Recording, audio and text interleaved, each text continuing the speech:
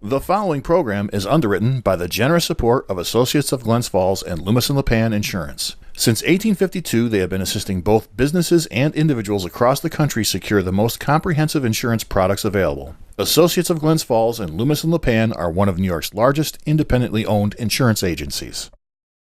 Public affairs programming on Look TV is underwritten by the generous support of Pinnell's Restaurant, classic Italian American food since 1922, and Stored Tech, technology solutions for computers, networks, and phone. Stored Tech, your technology, our passion. 1922, Babe Ruth debuts with the Yankees.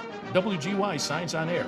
Exterminator wins the Saratoga Cup, and Pinnell's Restaurant opens its doors for the very first time. For 5 generations, Pinnell's has been preparing delicious Italian food, served in a comfortable, home-like setting where everyone is welcome. 90 years of authentic Italian recipes, 90 years of the freshest ingredients, and 90 years of the finest classic Italian dishes, all made daily by hand. Pinnell's Italian Restaurant, a Saratoga dining tradition since 1922. Firms deal only with prevention, the systems that block hackers and viruses. Stored Tech knows the root cause is actually good people doing bad things. So we offer a security training program which includes certifying all participants to show they understand the basics. Technology solutions for computers, networks, and phones. Stored Tech, your technology, our passion.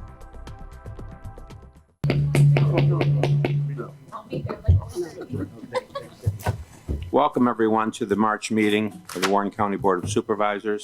Please rise while Supervisor Leggett leads us in the pledge to the flag. I pledge allegiance to the flag of the United States of America and to the republic for which it stands, one nation, under God, indivisible, with liberty and justice for all.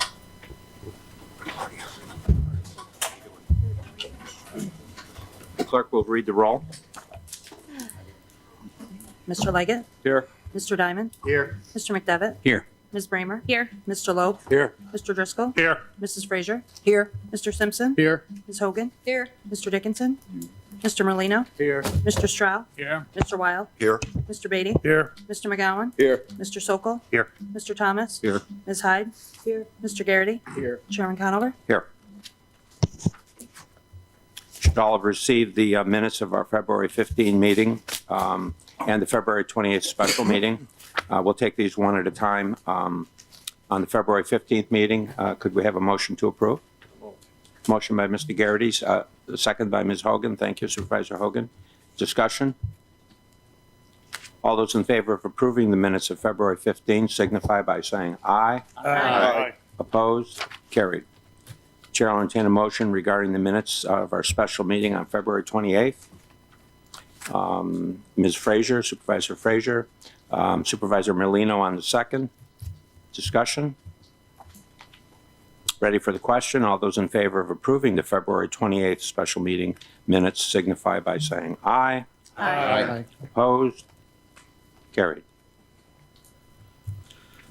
I will now declare a public hearing open on the Warren County Community Development Block Grant Program, project number 1197 CP 66-17, and ask the clerk to read the notice.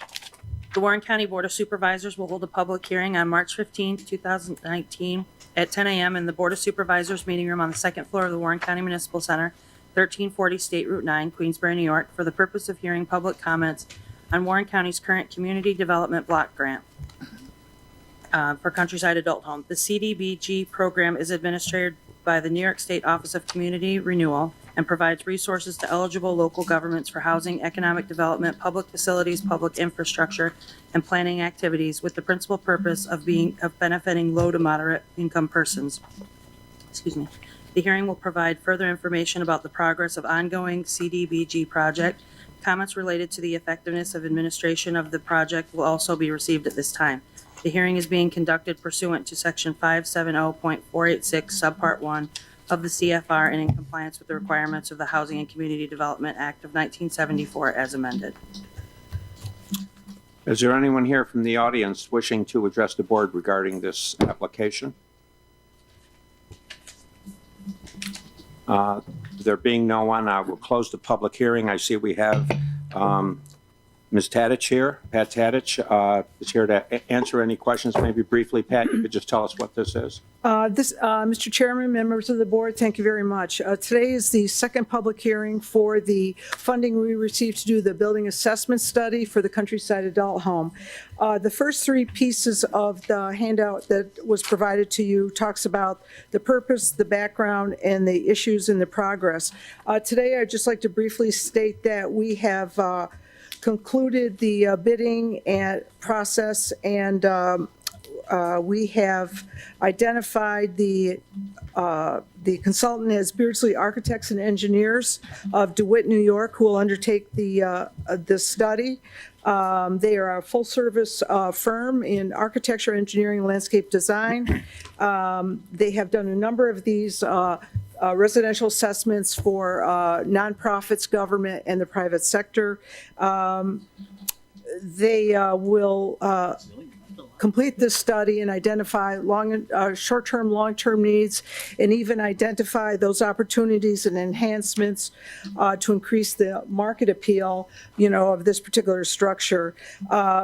The County of Warren received an extension for this particular funding award to May 9th of this year. We asked for a 3-month extension, and we anticipate that this study will be fully complete by the 6th of May as per the contract with them. So we've included a number of other key department heads, Chris Hanchett, Social Services Commissioner, Public Works Superintendent, Kevin Hajos, Planning Department, some supervisors, the folks who are involved in the management at Countryside to meet with them as they conclude their inspection analysis of the building.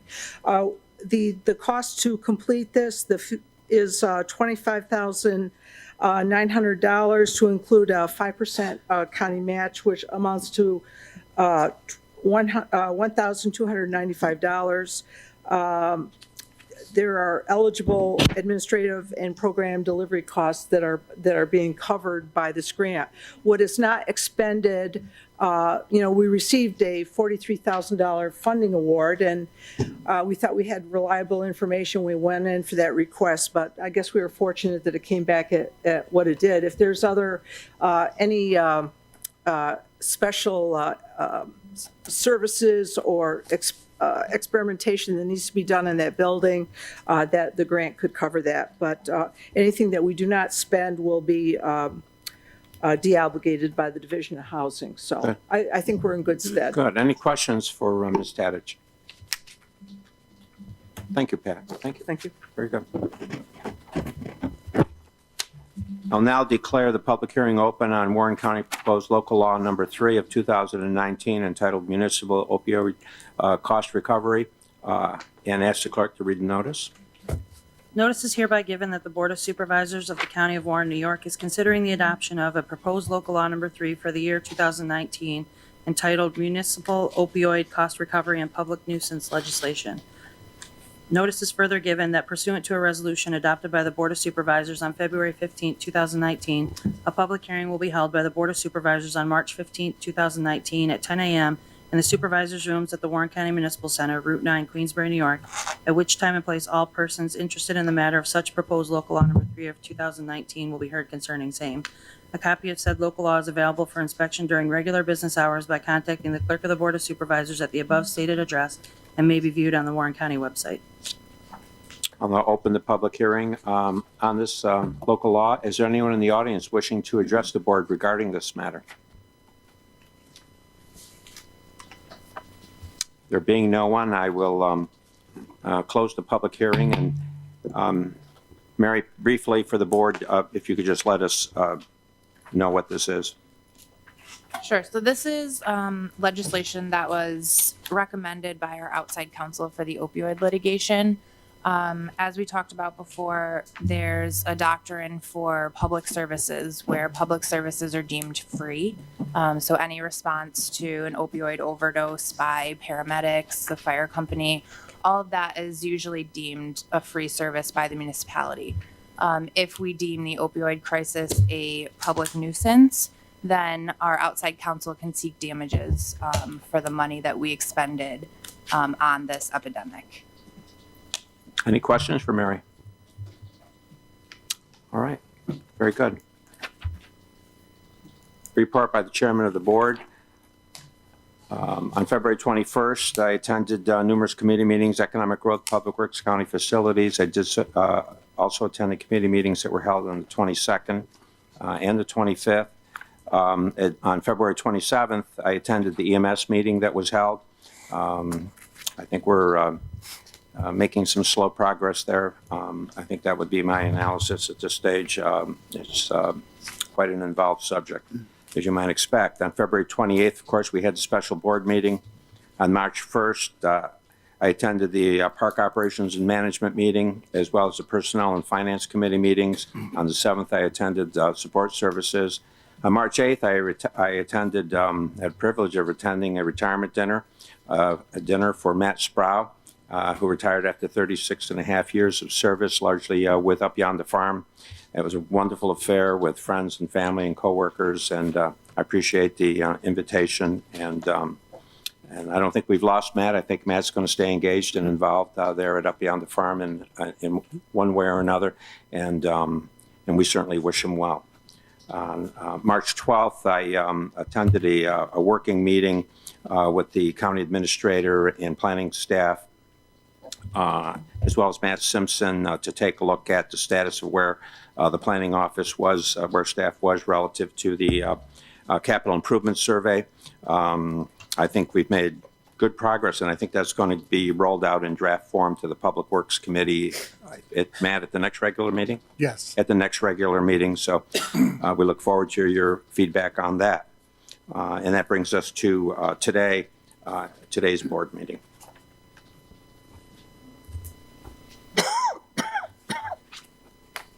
Report of committee chairman, Mr. Leggett. Thank you, Mr. Chairman. The criminal justice, public safety met, and we have before you 7 resolutions, number 107 through number 114. The one is from the district attorneys. It's a grant for the victim assistance program. I also see that there's a proclamation coming up here for victims. Rights Week. National Crime Victims Rights Week. This is a good program the district attorney puts on. The amount is yet to be determined. From the Office of Emergency Services, 3 resolutions, 108 through 110. That's for authorization of travel. One is approving a revised comprehensive emergency management plan. Thanks to the EMS for updating this. It's quite an undertaking. The third one is authorizing agreement with Mountain Medical for a hazmat team physical exam. This is a new agreement. Public Defender has 2 motions before you, number 111 and 112. One is just approving extension of case management software support, and the other is to approve an extension of oils grant. Sheriff has 2 resolutions before you, 113 and 114.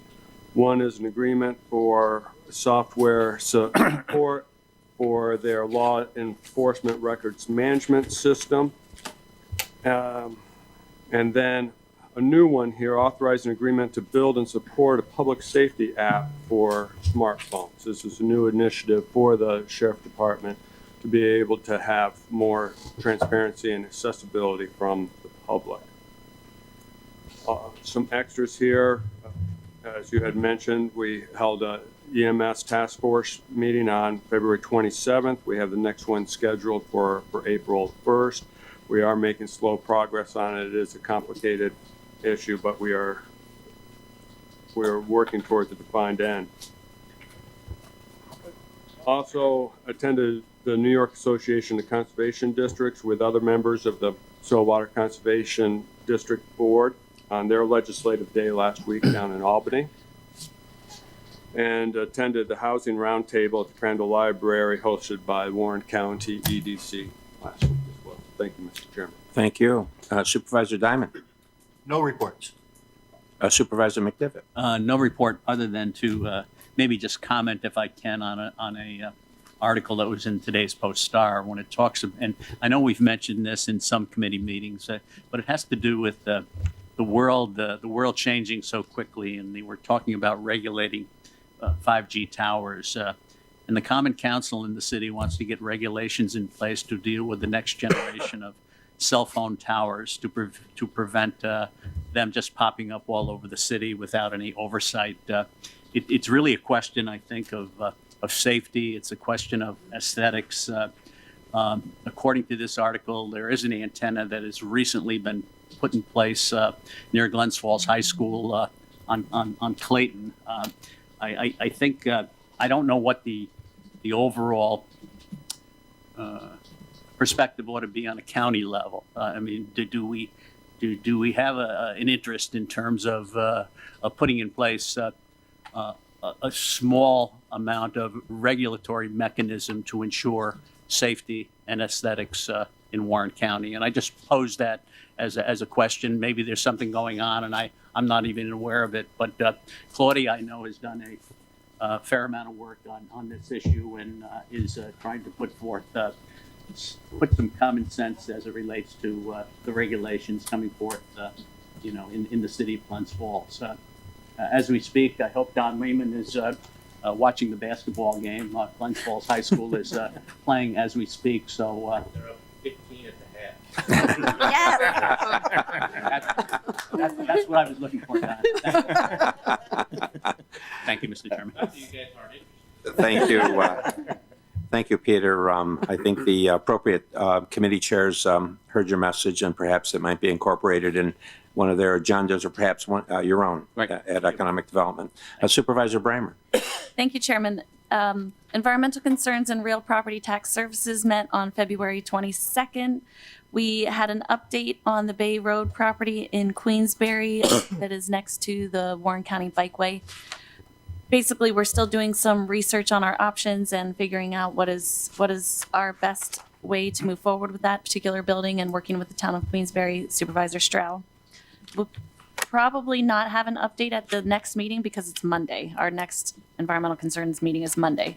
At the last meeting, we also had a very good discussion, although it was somewhat abbreviated, so that we didn't go too far into the next committee meeting time.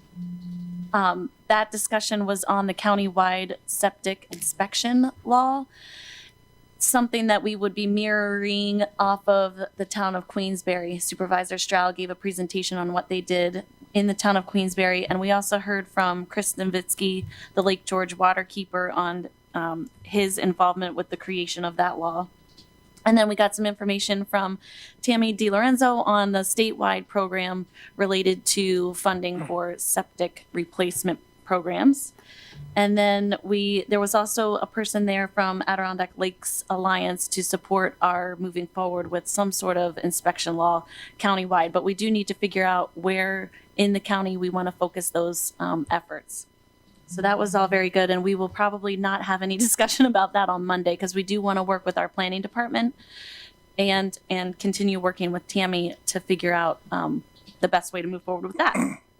The other thing I want to report on is my trip to Washington, D.C. with Supervisor Simpson for the National Association of Counties conference, their legislative conference. It was really great. I thank all of you for the opportunity to go. It was a wonderful experience for me. It's always fun to go to DC anyway. But I attended numerous workshop sessions. Some of them were based on broadband and cell phone coverage in rural areas, which interestingly is a problem all over the United States, not just, I was thinking it really had to do with the Adirondacks, but it's a very big problem all over the country in our rural areas.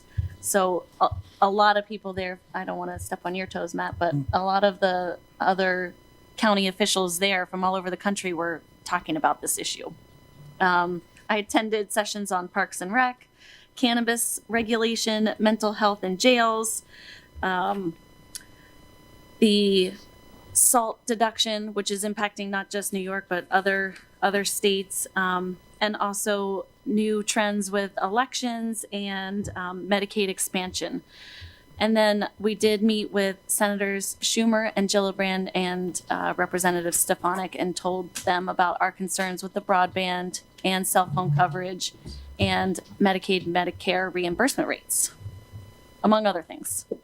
But it was a very productive meeting, conference, and I am trying to gather my thoughts from that still and be able to meet with some of the department heads and with our county administrator to make sure that we have all of the information that we can to get the most out of our federal representatives that we can. Very good. Thank you. Thank you. Supervisor Loeb. Thank you, Mr. Chairman.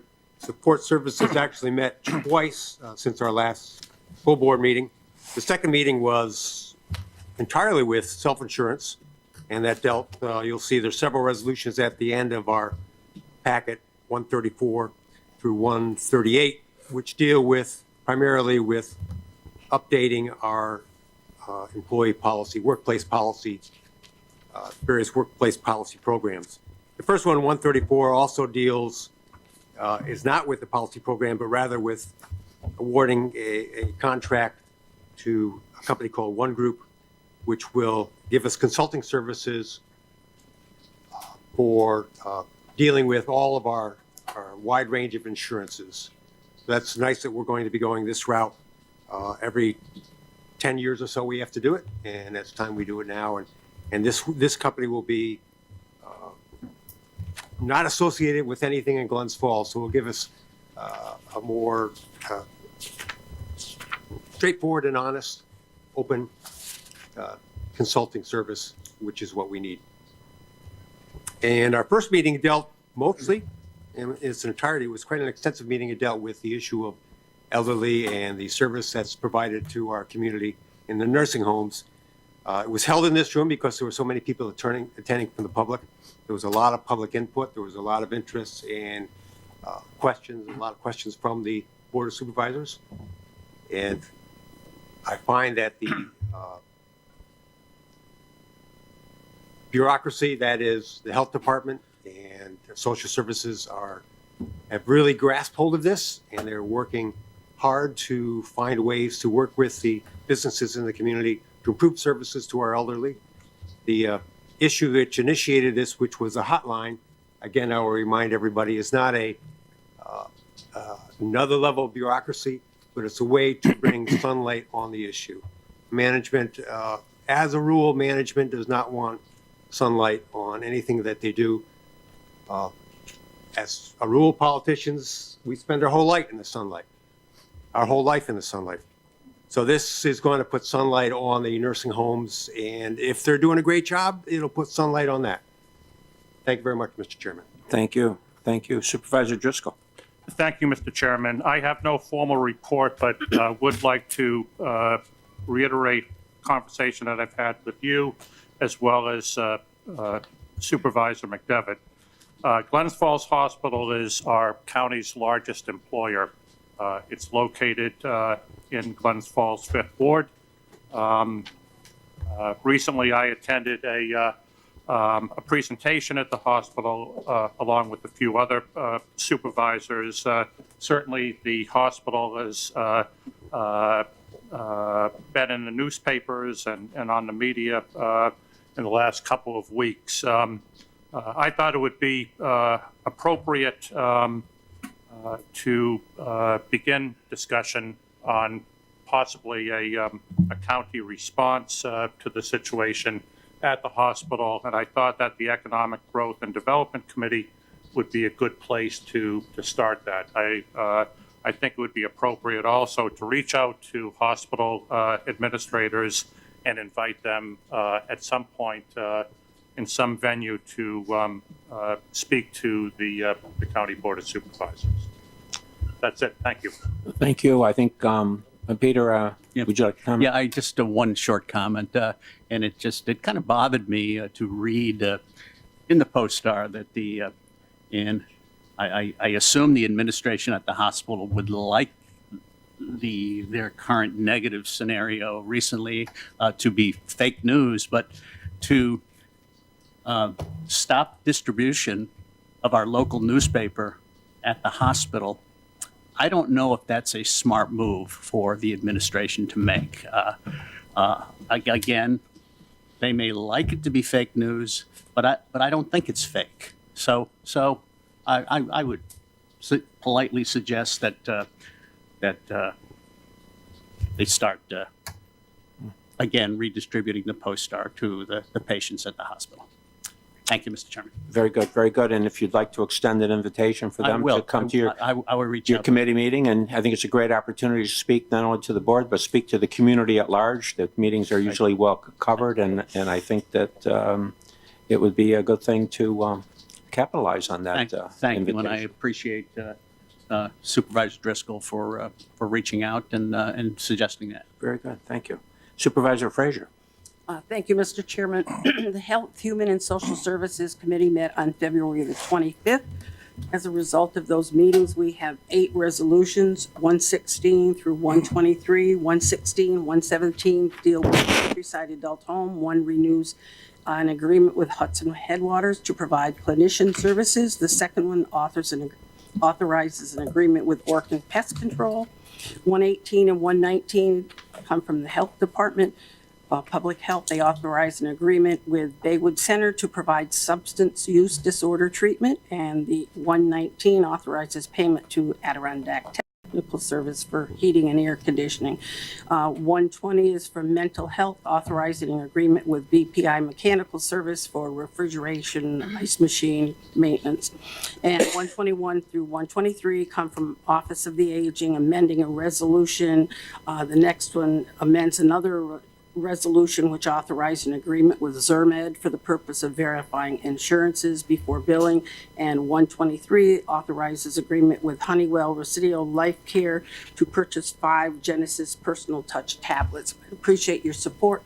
One thing I did want to mention was at the meeting, we had a presentation from Travis Bethel from Population Health Improvement Program Outreach Specialist, who the presentation was titled, "It's Time to Clear the Air in the North Country, Raising the Tobacco Sale Age in Warren County." It was a pretty informative presentation, and just a reminder that after the meeting today, there is going to be a luncheon that deals with this particular topic. So thank you. Thank you. Supervisor Simpson. Thank you, Mr. Chairman. February 21st, the DPW Public Works Committee met, and out of that committee, we have 4 resolutions. The first 3, 127, 128, and 129, are for various processes that we contract out for in the maintenance of our roads and bridges. Resolution number 130 is awarding a bid to the lowest bidder for recycling services for our municipal paper. During that committee, we also discussed the issue that's been brought up numerous times about damage from snowmobiling on the bike path, and we're continuing to try to work towards a solution. I know Supervisor Dickinson is also trying to find a path into the village, and so that activity would not be disrupted. I too also would like to thank my colleagues and the board for allowing me the opportunity to attend the NACO conference in Washington, D.C. It was incredible, and it didn't take long to figure out, when you're amongst 3,000 plus counties, that we didn't invent the word unfunded mandates. It is countrywide, and we're dealing with the same problems, same issues here that I think just about every state in the country is dealing with. And it was refreshing to work with other people in those committees and see that, we're not alone, and try to work towards solutions. One of the main reasons I wanted to go was to work on the cell and broadband issue and how it relates to our area. And it seems like every committee, everything that is going on in our country is tied to technology and broadband and cell coverage.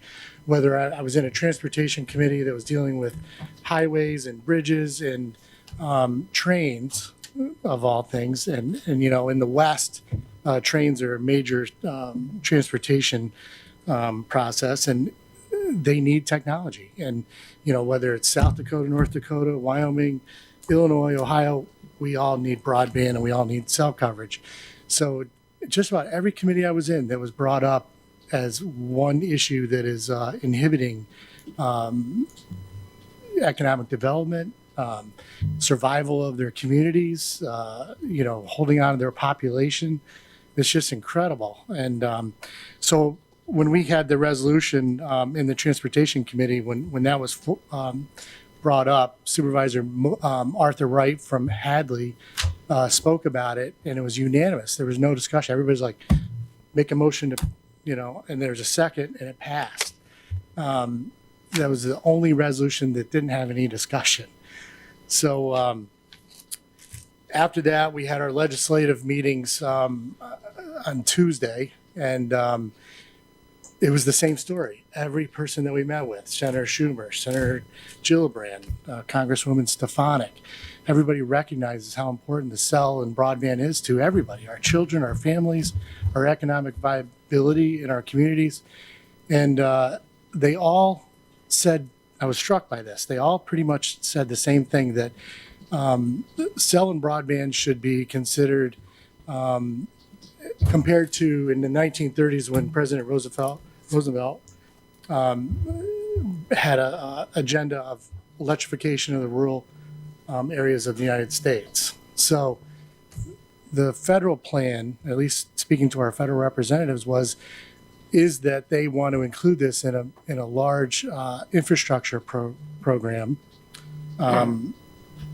across the whole United States, and it be treated just like our roads, bridges, and necessary infrastructure, which is very encouraging. I've been copied on emails and updates from all the offices that we met with, and every day they're getting more support. And so I'm looking forward to something positive coming out of this effort. And it's really very timely that this federal infrastructure program is happening in Washington, especially with our efforts, the chairman's plan at the State of the County address to address our infrastructure programs in our towns and our cities and the county, and including SUNY Adirondack. It's a good plan. It's devastating when we have these issues and we don't have a plan and we're not thinking of how to keep our infrastructure up to date. So it was pretty amazing. The other thing that I'm going to bring up is at the NACO conference tied to this broadband, they developed an app, NACO did, and it's called Test IT, Test It. And if you go to I want everybody to go to their app store, download that app. And what that app will do is it's going to test your broadband speed wherever you're at. Do it in multiple places, wherever you go, 10 times a day. It's going to document your location. It's going to document your speeds, and it's going to help NACO work with the FCC to have proper representation on those maps, because currently it's in question whether that data is accurate. It doesn't collect any identifying information from your phones or who's there. It's just the location and the speeds. So I would encourage everybody to please download that on your Google and iPhones. So thanks again. Thank you. That concludes my report. Thank you. And to you and Supervisor Bramer for your excellent reports today. We sent the right delegates down there to Washington, and I look forward to your future reports on any of these subjects. Thank you. Yeah. Supervisor Hogan. Thank you, Mr. Chairman. And thanks to Supervisor Bramer and Supervisor Simpson for taking time out of your busy lives to go represent us. That was important stuff. The app that is on your, that I hope you'll support from the Sheriff's Department for communication with them, is going to be a great thing for our county, but it's only as good as our broadband and our cellular coverage. So keep pushing. Thank you. Cornell Cooperative Extension always has a busy month, so I'm not going to start with that. They received a $5,000 grant for a commercial kitchen, which is going to be a great boon to their programs.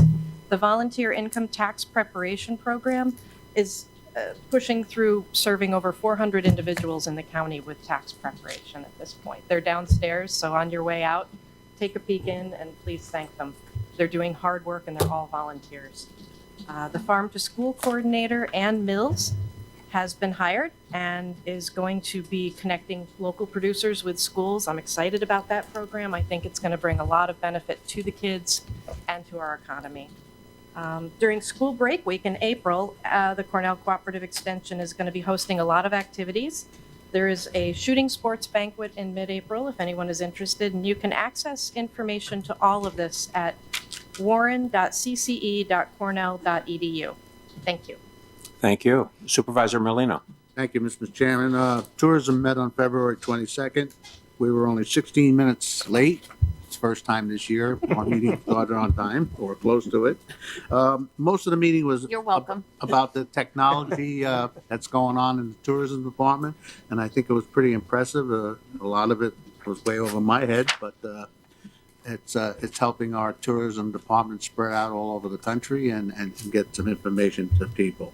And the only other thing that we had talked about was a credit card policy for the tourism department. That's all I have for tourism. Operations, park operations and management, I want to thank Mr. Stroud for sitting in for me. I wasn't able to make that meeting. And the only resolution in your packet for that is Resolution 126. It was authorized to lower the cost of the use of the Charliewood Park on July 5th, by $500. And that was for the Lake George Land Conservancy, their annual run. So that's all I have. The only other comments I will make, I have attended those EMS meetings, and I want to thank everybody that's working on that.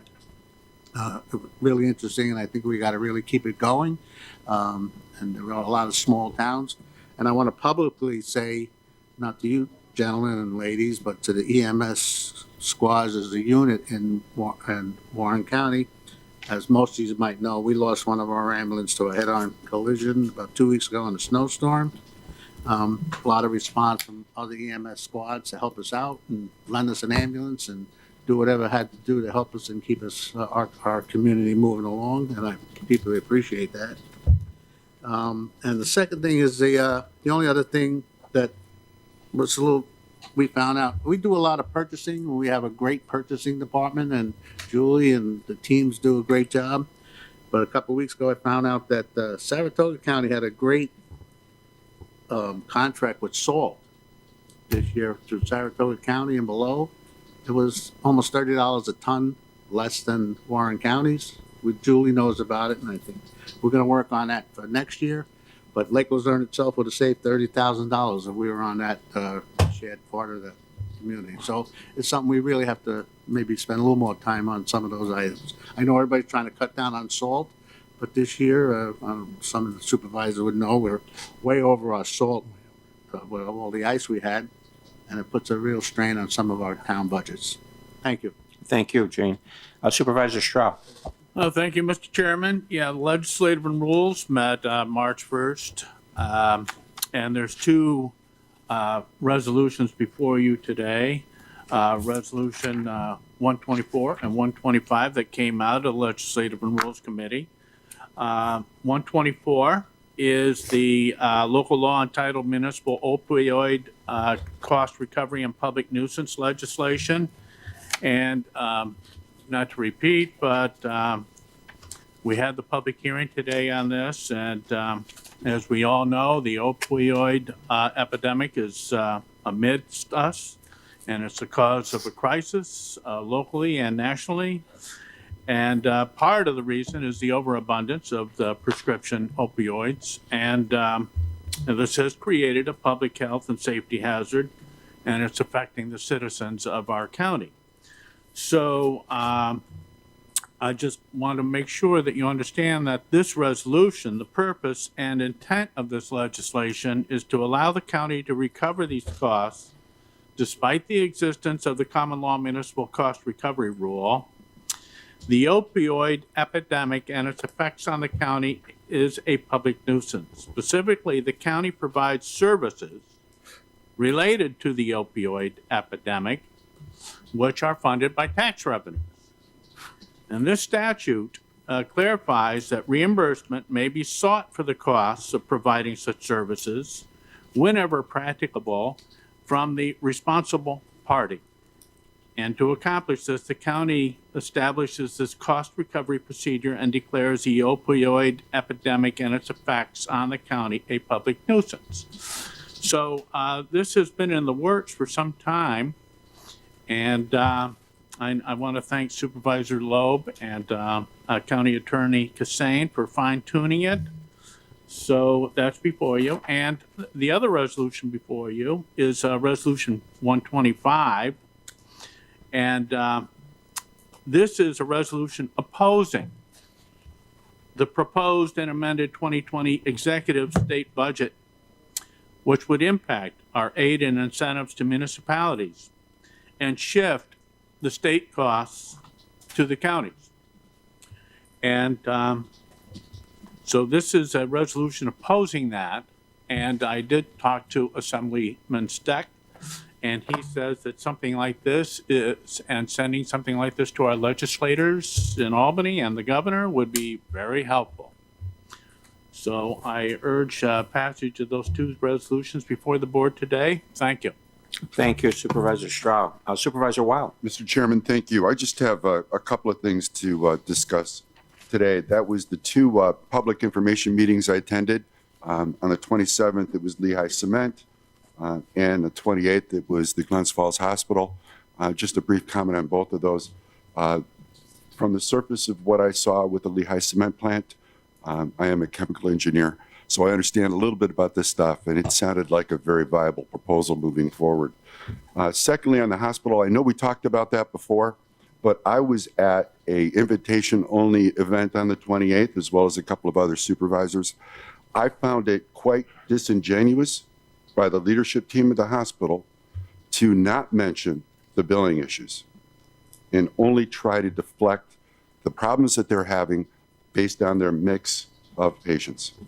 And going forward, I will be seriously questioning anything the hospital board and the leadership team has to say, because again, they had the opportunity to talk to various leaders in the community and other supervisors, and they did not mention it once. Thank you, Mr. Chairman. Thank you. Supervisor Beatty. Thank you, Mr. Chairman. Facilities met on the 21st of February. In your packets, resolutions 103, 104, 105, 106. Three contain resolutions about the airport. 106 is the one that contains about the buildings and grounds. They're fairly simplistic. One's authorizing Don McGraw to go attend the meeting. Another is authorizing agreement with CNS to consult us on buying 2 new snow plows for the airport. Leasing agreement with Ideal Farms. As you know, we lease out the hay. Didn't have a lot of bidders, like one and one only, and that was, so we really didn't have what they call leverage, but there is a lease in there for you. It's a 5-year lease with Ideal with a 5-year option. It's about as good as we're going to get. They basically didn't make any money last time due to the fact that their machines kept breaking down and so forth from a lot of rocks and so forth on the land. So they really weren't in a position to make money. So and nobody else even stepped up to say they wanted to the hay out the airport. And then the last one, 106, is a awarding a bid and authorizing agreements with various vendors for solid waste, medical waste, and recycling disposal services. And those are the 4 resolutions in your packet today. Just a couple of short comments. The resolution from Mr. Stroud, the legislative and rules on 126, 125, what it's called AIM, or aid and incentives to municipalities. In the governor's budget, he wanted to cut you town supervisors and 8% or 58 million aid to small towns across the state. And I found that rather disingenuous, to be honest with you. The governor, I thought, supports you people and not take away aid.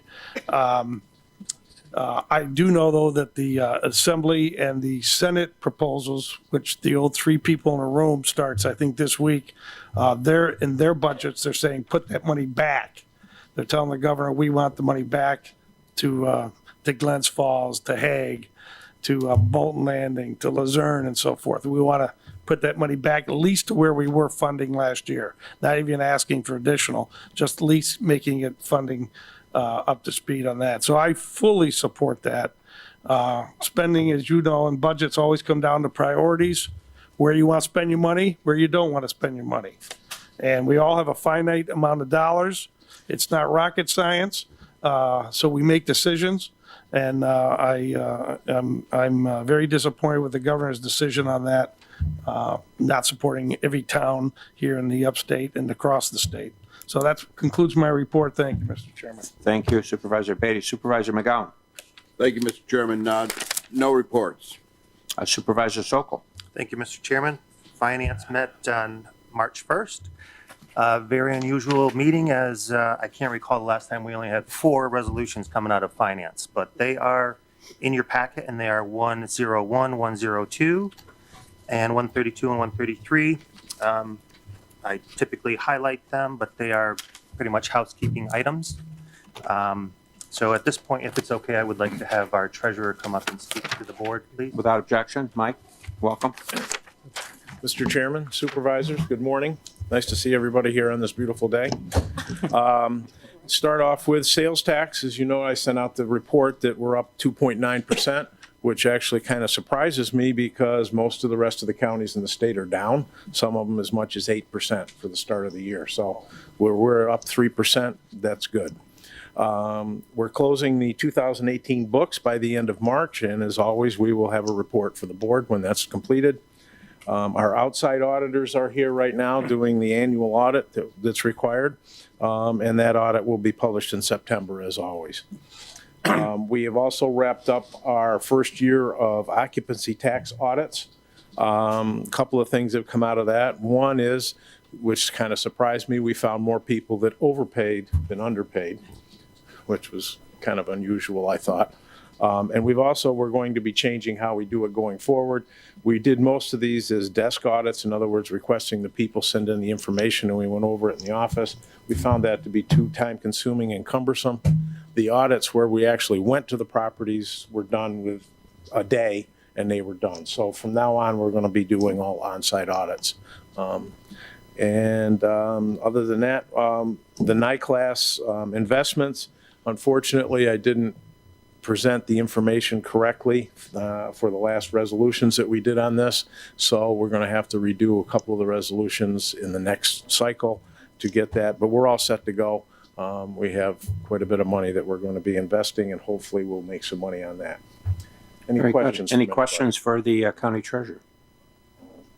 Thank you, Mike. I just have one question.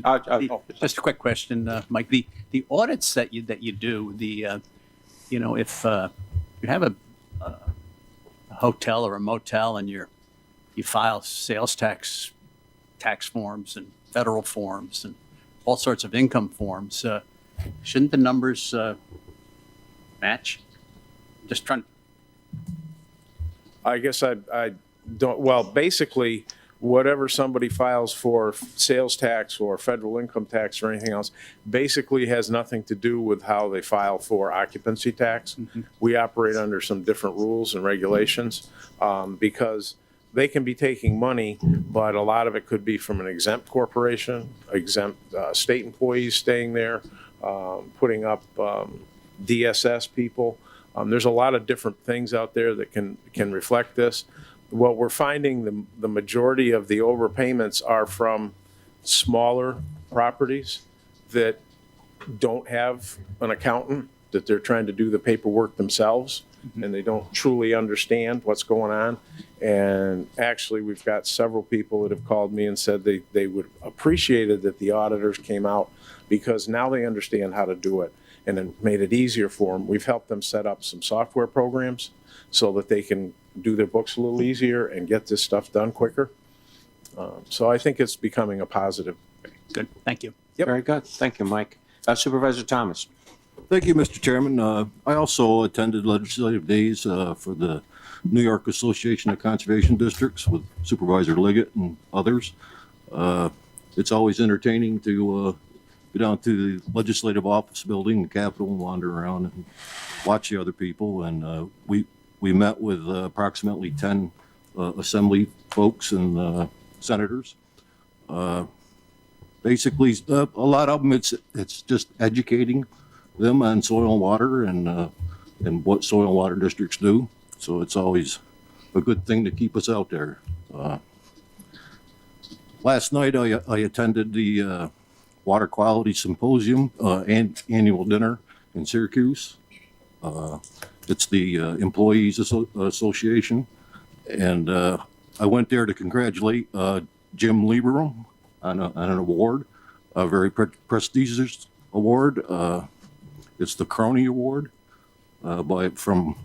named after Willard Crony, and it's recognized, or he's recognized by his peers across the state, and it was great to see him receive that. So, Thank you, Frank.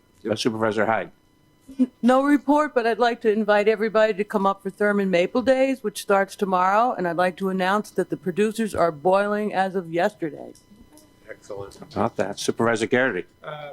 Personnel had a meeting. We only have one resolution, Resolution 131. Yeager and Flynn was there to give a presentation on our health insurance. One of the items that we offer is telemed, and there'll be more information sent out to employees about using the telemed feature. Also, we had a discussion about mainly district, all attorneys' pays, but mainly in the district attorney's office, and that's part of your resolution today. That's it. Thank you. Report of the county administrator. And I'd like to take just a moment to welcome Tammy to the administrator's seat. Tammy, we're all yours. Thank you. In Ryan's absence, I have the pleasure of presenting this month's Employee of the Month Award. In the words of her department head, County Clerk Pam Vogel, our department recognizes the excellent service that all of our employees offer to our customers throughout the course of the year. Of the many compliments received during the year, this one for Cindy Van Dorn, a 12-year employee with Warren County, captures the essence of what we look for in an employee and what we try to do here each day. And in the words of the customer, she was able to help me during a time that was incredibly difficult. She exhibited professionalism, kindness, efficiency, and great care in my case. My DMV matter did not resolve easily. It required involvement from an insurance company, Albany DMV, and Warren County DMV. Communication went on daily, a couple of times a day, for 4 days. Cindy always presented herself with enthusiasm and great care for her clients. I am grateful that she was assigned to my case. She is a remarkable young woman. On behalf of the Board of Supervisors, we want to thank Cindy for her efforts and for representing Warren County so well. It is my pleasure to recognize Cindy Van Dorn of the County Clerk's DMV office as Warren County Employee of the Month for the month of March 2019.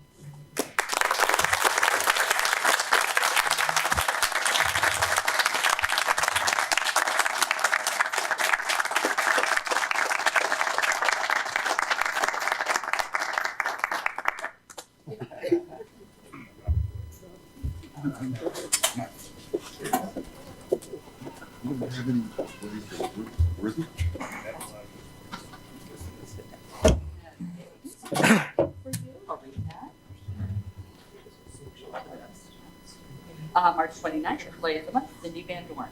The Warren County Board of Supervisors proudly commend you for going above and beyond your service to the people of Warren County while performing your duties in the County Clerk DMV Department. And it's signed Ron Conover, Chairman, Warren County Board of Supervisors. Thank you so much. And thank you very much.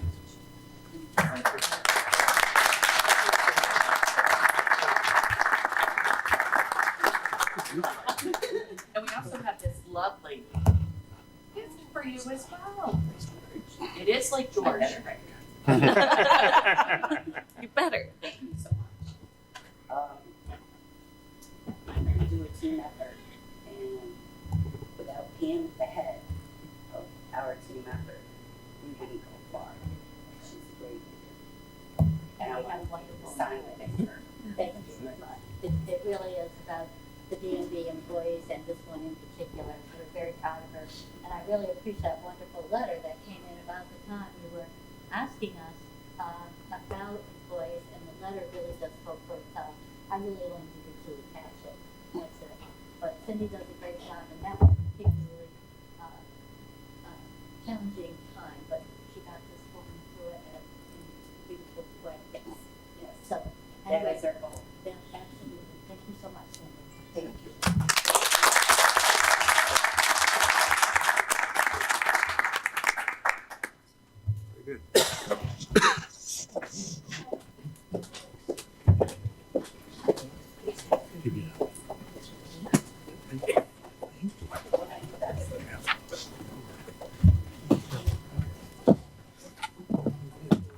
Does that conclude? Okay. Report of the county attorney. Yes, so my only report is on resolution number 112. This was presented to the Criminal Justice and Public Safety Committee. When it was presented, it was inadvertently requested that the contract be extended for 2018. Our office found out that this was just a typo. Therefore, when we were drafting the resolution, we just changed it to extend the contract for 2019. But I still wanted to bring it to your attention since that wasn't what was reported to the committee. And I also just wanted to give you a friendly reminder that financial disclosures are due by the end of this month. And that concludes my report. Thank you. Reading of communications. You have the Warren County Probation Department's report of criminal and family workloads for January 2019, minutes from the Warren, Washington County CDC and IDA's February 26th, January 22nd, and February 14th meetings, and Capital District Regional Off-Track Betting Corp. January payment in the amount of $3,077. Reading of resolutions. Proposed resolution numbers 101 through 133 were distributed to the members of the Board of Supervisors and posted to the county website on March 7th. Proposed resolution numbers 134 through 140 were produced after mailing pursuant to the March 7th Support Services Committee meeting and as the result of 2 out-of-committee requests from the Traffic Safety Board. Copies of the additional resolutions are in your folders. These were distributed to the board by email and posted to the county website earlier in the week. A motion is needed to bring resolution numbers 134 through 140 to the floor. Resolution, Mr. Garrity on the second. Mr. McDevitt on the second. Discussion? All in favor? Supervisor Hogan.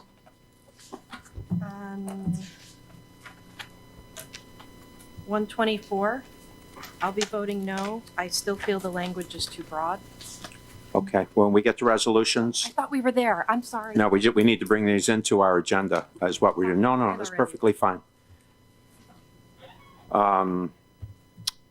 Regarding the motion, all those in favor of bringing 134 through 140 to the agenda signify by saying aye. Aye. Opposed?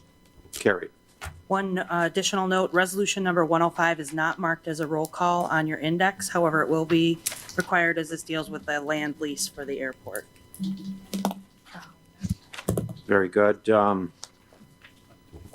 At this time, I would like to open the floor up to anyone from the audience that would like to address the board regarding any of these resolutions. There being no one, I'll now ask the supervisors any requests for roll call.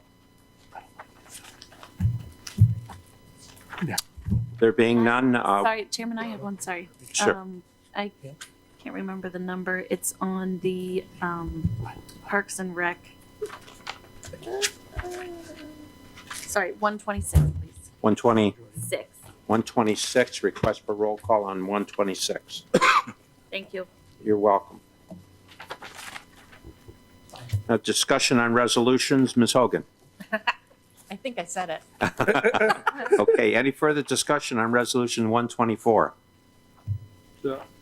Supervisor Leggett. Thank you, Mr. Chairman. A little bit more background. Did the county contract with attorneys to put this case forward several years ago? Yes. And where are we with that right now? So they filed the complaint, I think, February of last year.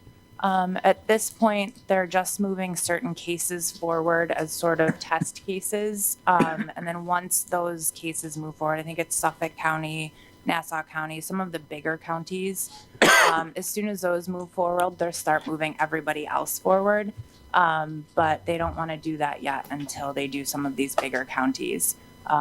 They see how that goes. So our county just filled out a fact sheet, which basically just provided information about what our damages might be, how we're dealing with the opioid crisis, and some of the resources we've expended on it.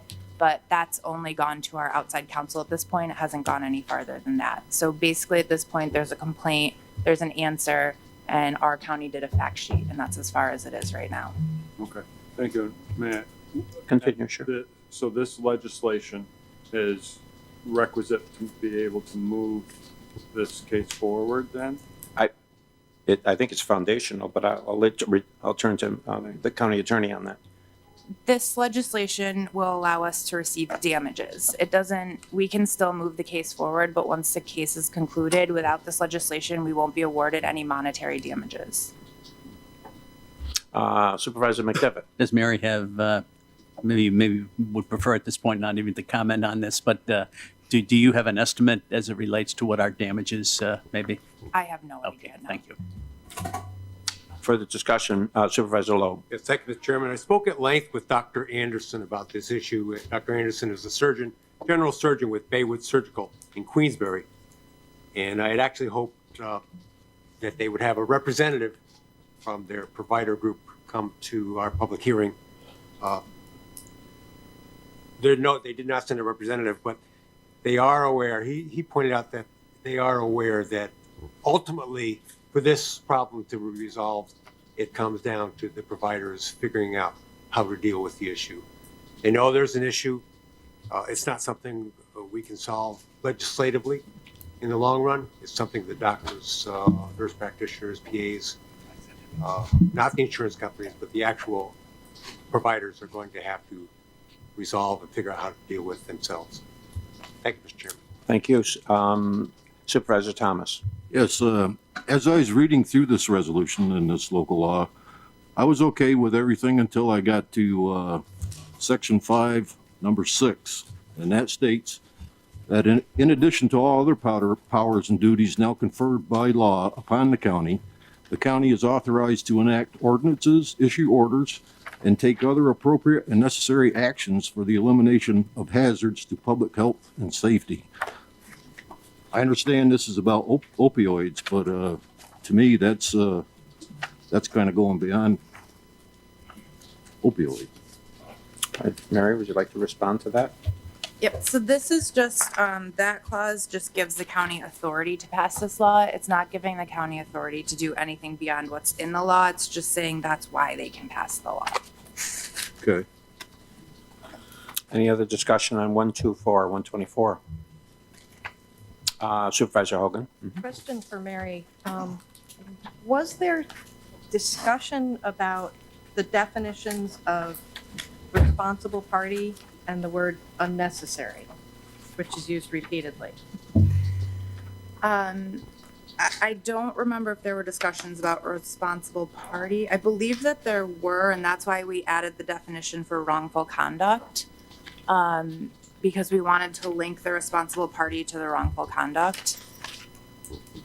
Who determines wrongful conduct? The county, I mean, in the way this law is written, the county would be the one to determine wrongful conduct. But by the law, it's defined as unnecessarily prescribing, manufacturing, or marketing opioids. So the county is responsible for defining who was unnecessarily prescribing? By this local law, correct. Thank you. Any other questions? I'll close discussion then on 124. Any discussion on any other resolutions? I have one, sorry. Yes, Supervisor Brammer. This is with respect to 101. Let me just look. Okay. I wanted to just speak quickly to 101 because I did vote against this in the Finance Committee, but since then I did talk to the sheriff's office and got a little bit more information about that equipment for traffic crime investigations, basically. And one of my concerns or my reasons for voting no at the time was I didn't think that we used it very often, and we don't use it a ton in my mind, only about 10 times per year. So my argument at the time was, can't we borrow or jointly use it with another county or another law enforcement agency? And it turns out that we own it, and we are actually sharing with other counties and with the Glens Falls Police Department. So I am in support of us purchasing this updated equipment, knowing that we do share with other counties. It just happens to be us who owns it and is purchasing it. Maybe in the future we could do that with other equipment and maybe get some money from the sharing entities to help offset our costs for owning it.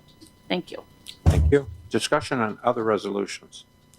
Supervisor Driscoll. Thank you, Mr. Chairman. I'd like to go back to 124 again. I just need to be clear on if we approve a local law and then discover down the road that it needs to be tweaked, what's the process that we undertake in order to maybe re-vote on the matter? I mean, does it need brought up to a committee? Yeah, I think the short answer is I believe an amendment to the local law, and I'll ask Mary to step in on this, but the amendment to a local law is the same process as the adoption of the law. Correct. It requires a full public law process, which would undoubtedly not only go back to committee, but would require public hearing. It would require the whole, exactly what we're doing now. Okay, thanks. You're welcome. So without further requests, I'll close discussion on resolutions, and we will vote on resolutions.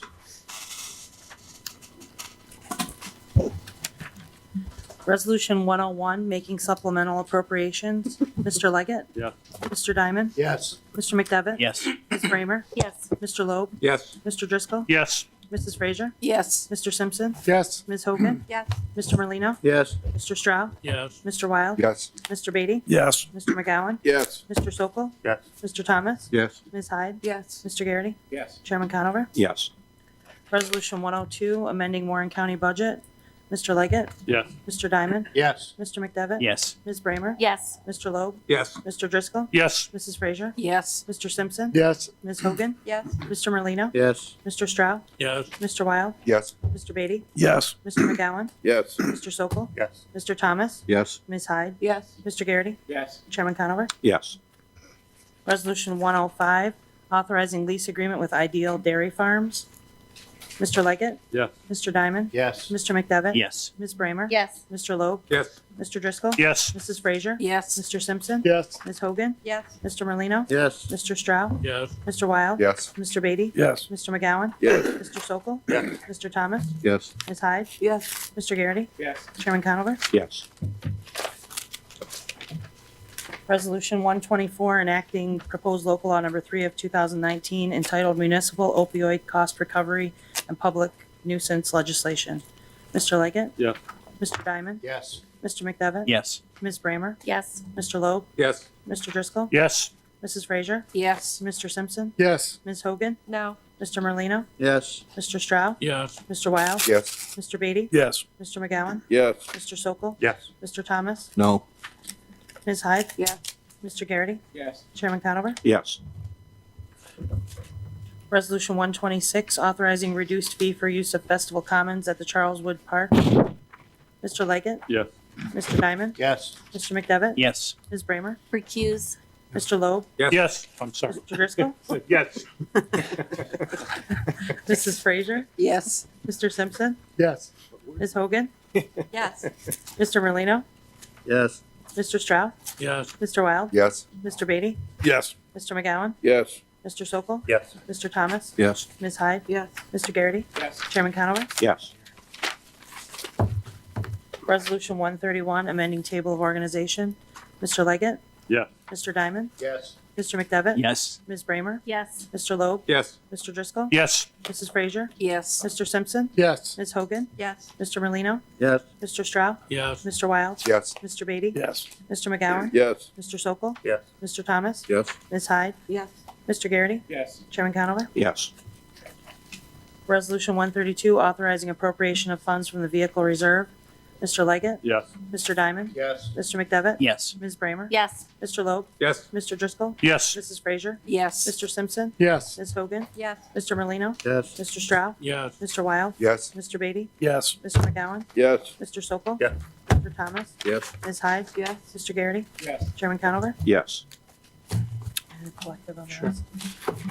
We'll vote on the collective. All in favor? Aye. Opposed? Carried. Mr. Chairman, could we get an update on the game? From We won. Mr. Glens Lehman? Falls won. Done. Claudia, not while we're at the meeting, please. What are you talking about? That's good news, right? That's great news. And Lake George plays later today? Tomorrow morning Tomorrow morning, at 9, okay. I think. Now offer privilege of the floor. Anyone in the audience wishing to address the Board of Supervisors at this time regarding any subject? Yes, sir. Good morning, everybody. Good morning. I'll just take a minute of your time. I know you guys are shuffling papers, getting ready to go, so if you'll indulge me. Mr. Chairman, members of the board and guests, allow me to introduce myself. I'm that dark horse candidate that just showed up out of nowhere for Ward 2 in Glens Falls. My name is Matthew Brown. I'm from 50 Baldwin Avenue. Honored to have been endorsed by the Republican Committee and accepted the endorsement to run for the position of County Supervisor. As a lifelong resident of Ward 2, I'd be honored to represent the people in my community doing the important business of the county as a member of this Board of Supervisors. I plan to be somewhat of a fixture here for future meetings just to kind of stay up on current issues facing the county and facing this body. To my incumbent, Mr. McDevitt, thank you for your years of service to our community that we both are fortunate enough to call our homes. I look forward to a spirited campaign in the coming months, and I wish you the best. I also want to wish Ms. Nancy Underwood and Mr. Dan Bruno, who also joined us today, candidates in Glens Falls Wards 1 and 4 respectively, the best in their campaigns. They're both outstanding individuals as I've met them, and with enviable records of public service, and would be a pleasure for me or for anybody who's afforded the opportunity to serve alongside them.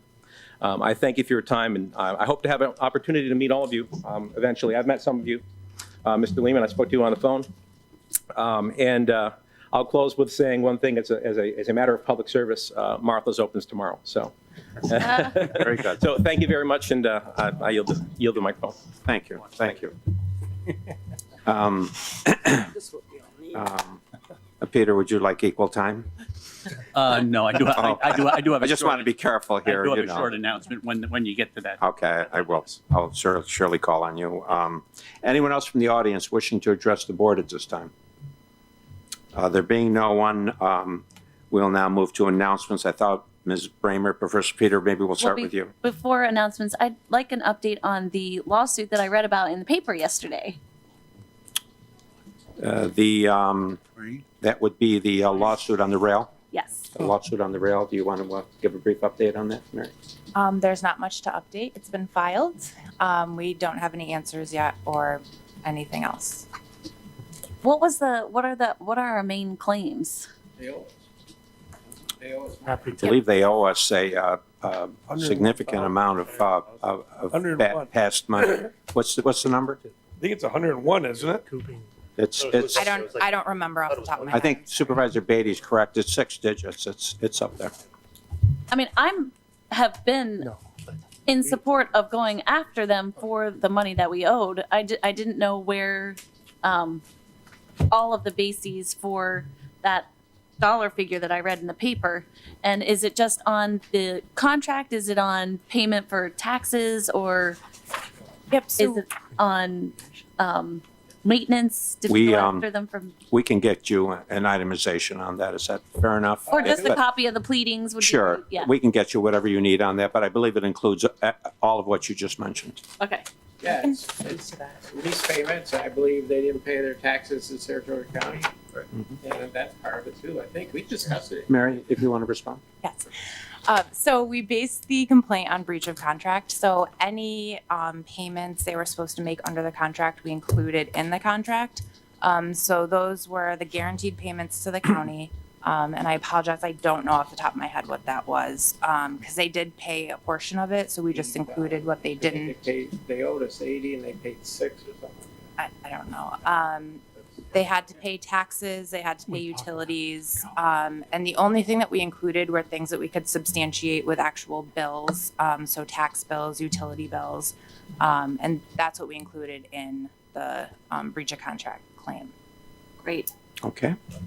Just seconds. Now, Supervisor. No, just one quick announcement. There will be a town hall meeting, open house, on Monday evening at 7 o'clock at Jackson Heights Elementary School. Bill Collins, Common Council member Bill Collins and myself will be in attendance. We're going to talk about open government, transparency, accountability, and trust in government. So I would invite all residents of the city, but specifically the residents of Ward 2. Thank you. 7 o'clock at Jackson Heights, Monday evening. 7 o'clock, Jackson Heights, Monday. Supervisor Wild. Oh, yeah, Mr. Chairman, thank you. I was just trying to follow up on the legal action we have regarding the railroad. And a question for Mary, if you don't mind. Mary, part of the contract was that this organization was supposed to perform maintenance. Did we put any value on what we need to do to bring the tracks back up to what it was supposed to be maintained as? We did not. No. Is that something we can do, or is that just too hard to evaluate? I don't know how you can evaluate it. Maybe Kevin could touch on that, but we could absolutely amend the complaint to include that. Thank you. Why don't we do this, Kevin? Why don't you get together with Mary and discuss the maintenance aspects of the lease agreement as to what, if any, damages are associated with that over what period of time? Is that Supervisor Wild? Is that? And then, if you could, Mary, to report back to the board regarding this. Thank you, Mr. Chair. Thank you. Thank you. Announcements. Supervisor Hogan. For anyone who's interested, there's a broadband symposium tonight in North Creek at our beautiful Tannery Pond Center. We'll have representatives from SLIC Networks, Frontier, HughesNet. Dan Stack will be there. It should be interesting to hear how they're going to roll out these programs as phase 3 of the broadband grant awards. It's at 6:30. Supervisor Hyde, one more time on the maple syrup? This weekend? It's this weekend and 3 weekends in a row. Pancake breakfasts, all kinds of good things. This weekend, 3 weekends in a row. Supervisor Bramer. Thanks. Glens Falls did win, and they play tomorrow, so keep your eye out for that. And also, as a reminder to what Supervisor Frazier said, there is the luncheon learn today about the T21 tobacco legislation that may be coming down from the state, or just to get some educational material about that today. Thank you. It's today for the supervisors. Supervisor Loeb. Thank you, Mr. Chairman. This is the follow-up on what I mentioned about the Red Cross and smoke alarms at our last meeting. You may have seen in the paper this morning, there was a story at the bottom of the local section, bottom of the fold, regarding our, what we call a Sound the Alarm program on May 4th in the city of Glens Falls. That's a nationwide initiative for installing smoke alarms. This all began in 2014 with the Red Cross and their home fire campaign in order to decrease the number of lives that are lost from home fires. When we have a home fire, local groups across the country, there are always local groups that go to the fire to help the residents after the fact. Now, on May 4th, our goal is to install 100 alarms in the city of Glens Falls. And that's what the story was about. We're going to need a lot of volunteers to do that. Last year, there was a community outside of Albany. So on these particular days, they pick communities where they can have a real concentrated installation of smoke alarms. What I mentioned last time, which is what I want to remind everybody of, is that we have an ongoing installation policy or program for anywhere in the area that if you have a resident who needs up to 3 smoke alarms, we will install. We have their 10-year permanent battery smoke alarms that we will install, come to their home, install for free, and go over safety issues as far as dangers, of course, causing fires and your fire escape route. As you know, or you may be aware that when it comes time to, in an emergency, you're only going to react to what you know.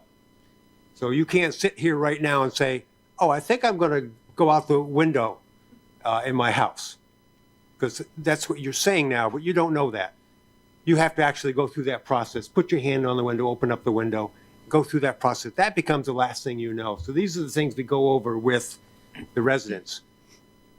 I will give the contact information to Amanda to spread to everybody and to our staff on the county.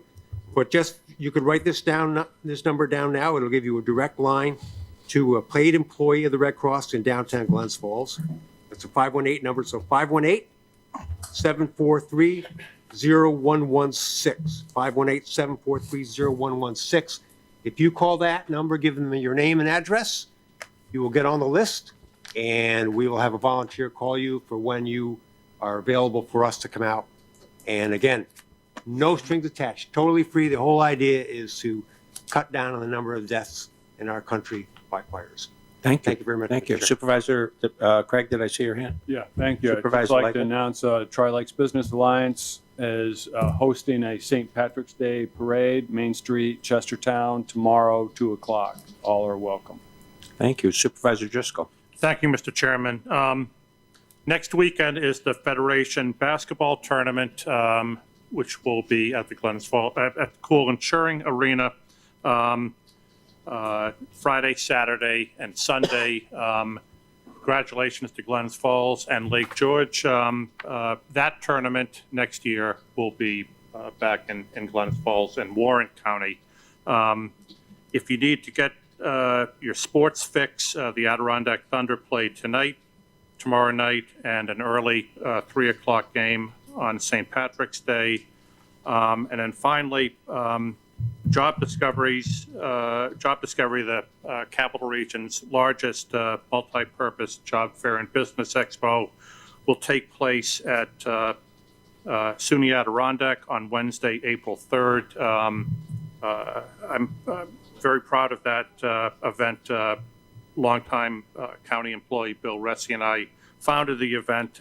It's been a tremendous opportunity for job seekers from all kinds of ages and backgrounds to speak to employers about real job opportunities in the area. Thanks. Supervisor Garrity. Yeah, I'd just like to wish everybody a happy St. Patrick's Day on Sunday. And also, seeing as Dennis isn't here, and this really breaks my heart being from Warrensburg to have to congratulate Lake George for their 53 or 54 wins in a row, and hopefully they'll go on. And also to Glens Falls for coming back here, and if Glens Falls wins tomorrow, they'll be back next weekend, which is a good reason for all you to come down whatever day it is to watch the game. But also, I'd like to recognize the teen excellent people who were just honored by the Post-Star. You know, we're focusing a little bit on basketball because it is March Madness, but there is a lot of other good things happening with the Teen Excellence Awards that the Post-Star gives out, and that's it for today. Very good. Motion, Supervisor Strong.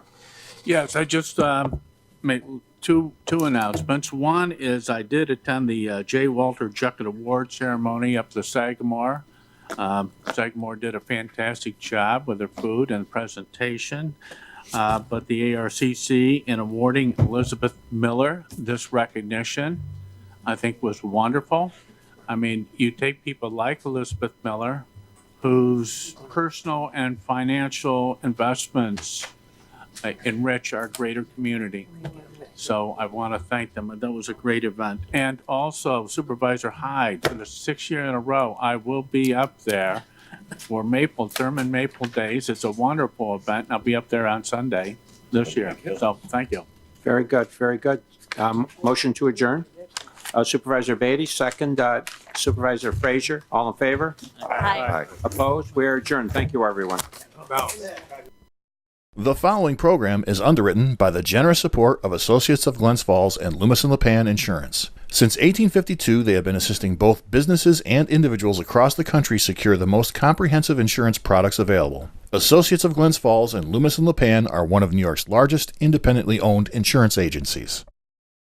Public affairs programming on Look TV is underwritten by the generous support of Pinnell's Restaurant, classic Italian American food since 1922, and Stored Tech, technology solutions for computers, networks, and phone. Stored Tech, your technology, our passion. 1922, Babe Ruth debuts with the Yankees. WGY signs on air. Exterminator wins the Saratoga Cup, and Pinnell's Restaurant opens its doors for the very first time. For 5 generations, Pinnell's has been preparing delicious Italian food, served in a comfortable, home-like setting where everyone is welcomed. 90 years of authentic Italian recipes, 90 years of the freshest ingredients, and 90 years of the finest classic Italian dishes, all made daily by hand. Pinnell's Italian Restaurant, a Saratoga dining tradition since 1922. Firms deal only with prevention, the systems that block hackers and viruses.